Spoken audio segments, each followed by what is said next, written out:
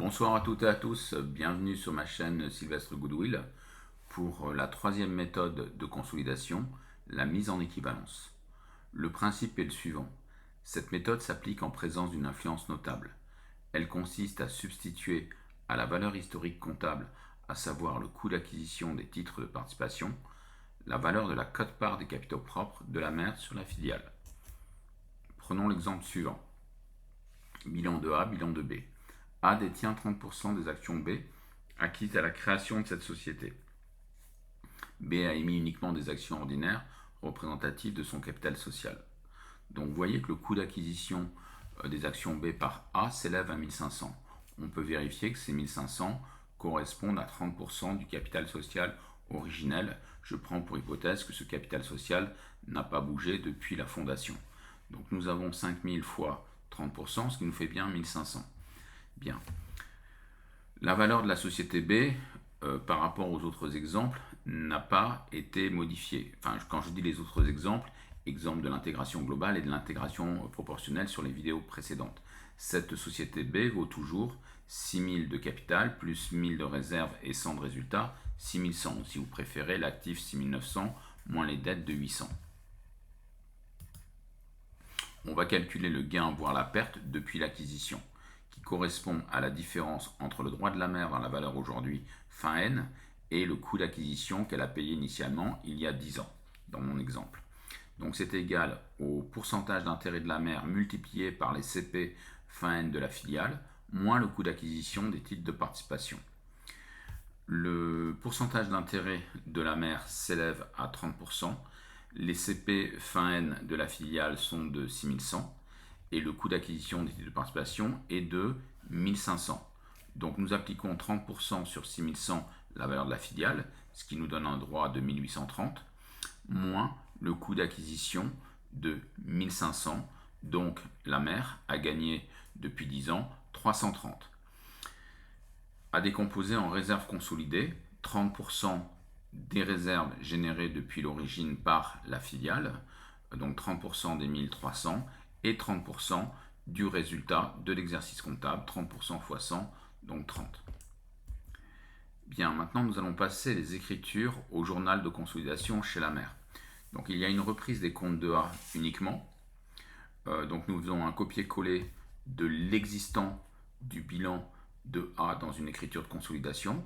Donc autre actif 11 300, action de B 1500, capital social 10 000, réserve 2000, résultat 300 et dette 500. Donc systématiquement, quelle que soit la méthode, intégration globale, intégration proportionnelle et mise en équivalence, nous reprenons systématiquement le bilan de A puisque le A est intégré globalement puisque c'est la société qui est en tête de groupe. Et ensuite, on se préoccupe de la société B qui fait l'objet d'une mise en équivalence. Continuons au niveau des écritures. Donc nous reprenons le résultat dans sa totalité de A au niveau de son détail, compte de gestion, avec des produits, je vous le rappelle, pour 7000, des charges pour 6700, donc un résultat bénéficiaire par différence de 300. Bien, maintenant nous effectuons le tableau de partage des capitaux propres de la filiale. Nous avons un total d'informations et sur ce total d'informations, 30% doit être déterminé. On s'intéresse uniquement au pourcentage détenu par la mère, comme lorsque l'on avait fait une intégration proportionnelle, on ne s'intéresse pas au pourcentage détenu par les minoritaires. Et aussi parce qu'on est dans une configuration simple, c'est-à-dire une détention de A, une mère, sur une filiale. Je ne prends pas pour l'instant de cas de sous-filiale, nous le verrons ultérieurement.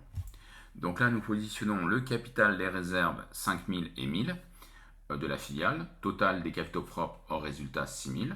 Nous éliminons les titres B, donc au coût d'acquisition historique pour 1500, et donc par comparaison totale des CPHR et élimination des titres B, nous avons un partage des capitaux propres HR hors résultat de 4500, et pour le résultat de 100. Maintenant, nous nous positionnons sur la détention de la mère pour 30%.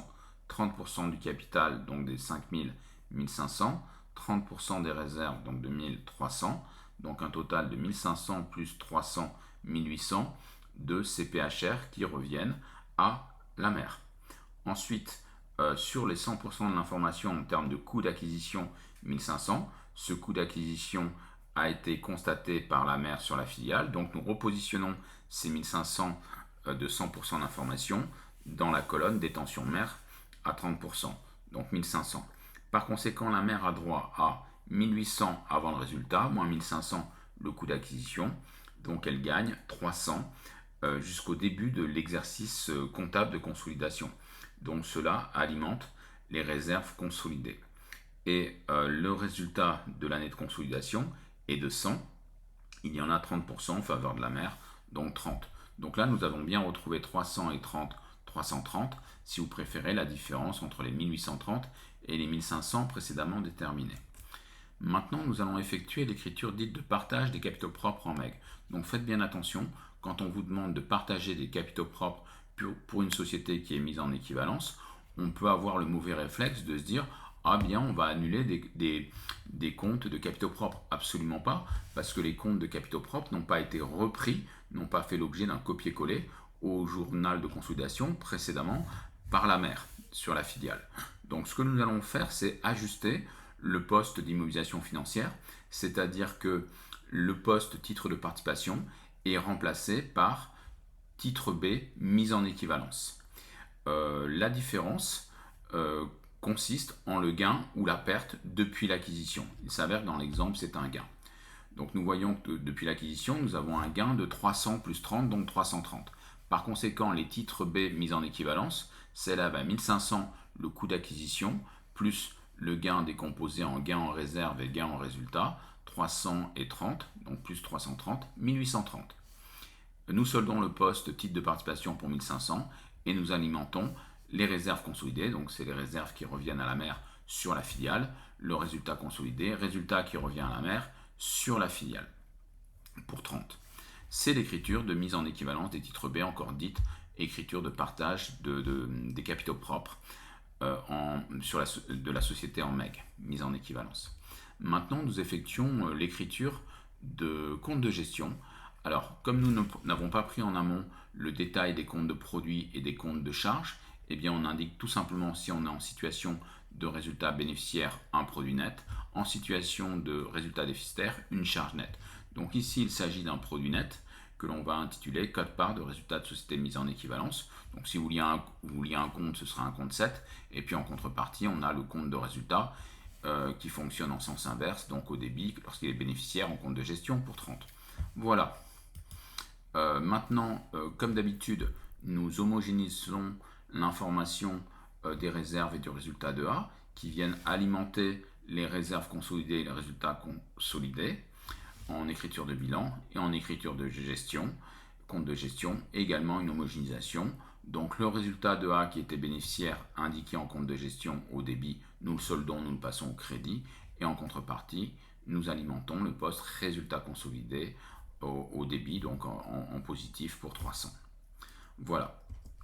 Il ne nous reste plus qu'à présenter le bilan consolidé avec bien évidemment toutes les données de la mère qui sont considérées, plus le poste titre B mis en équivalence. Il va falloir augmenter les capitaux propres des gains sur la filiale, à savoir 300 en réserve et 30 en résultat. Donc là, nous positionnons le titre B mis en équivalence en immobilisation financière, coût d'acquisition plus gain depuis l'acquisition, mais on peut très bien avoir des pertes. Bon, ici c'était des gains, donc 1500 plus 300 plus 30, 1830. Les autres actifs de A s'élevaient à 11 300, donc nous sommes sur un total de 13 130. Vous pouvez le vérifier, hein. Ici j'ai bien mis les actifs de A, autres actifs de A, 11 300. Les dettes de A, 500.